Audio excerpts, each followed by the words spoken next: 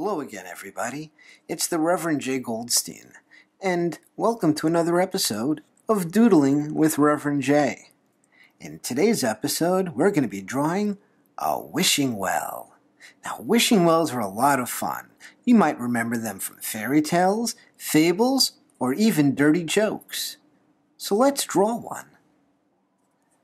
I like to start drawing a wishing well by drawing the sides of the well itself.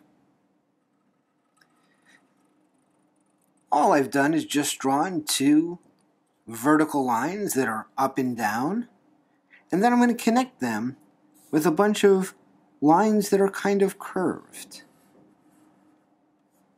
And what I'm doing here is I'm creating the rows for the stones that this wishing well is made from. Next, I'm going to make a couple of short lines here on the sides and bring them in so that they meet the top of what we've already drawn.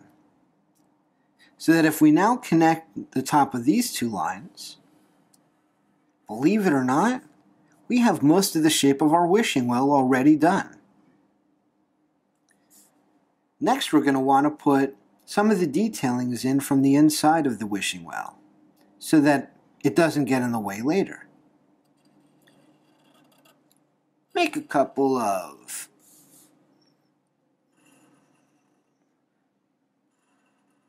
lines like that, two close together and two close together over there towards the sides. Then a line goes over that,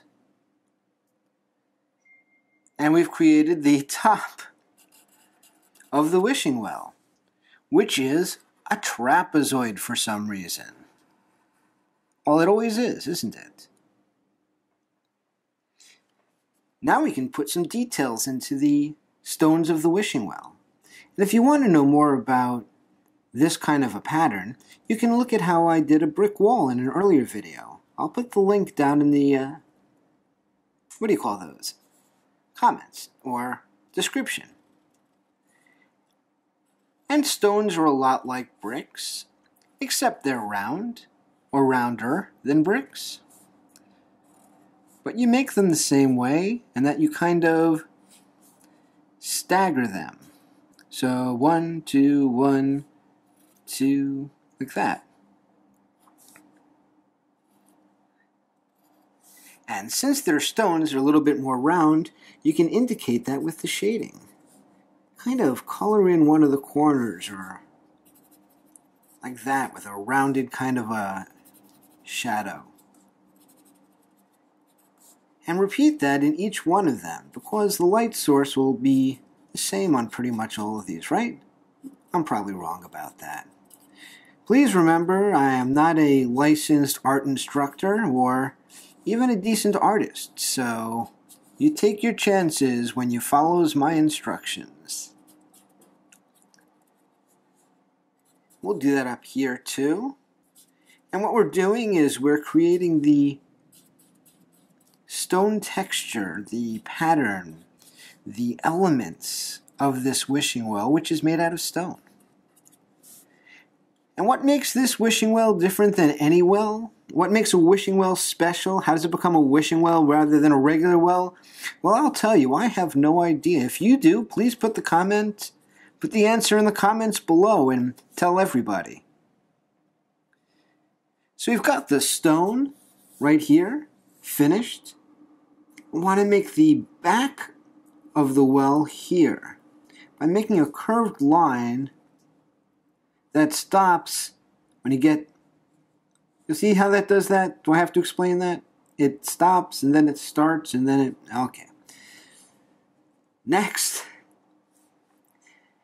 make a small circle, another curve right along there.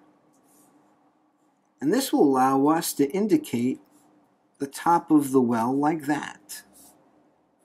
You can just do that with little dashed lines and little curves. And what's going to pull off this illusion is coloring in the hole.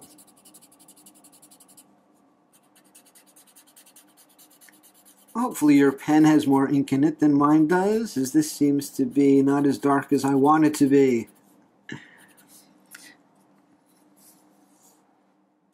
So once you've filled in the hole right there, you give the illusion of there being a well.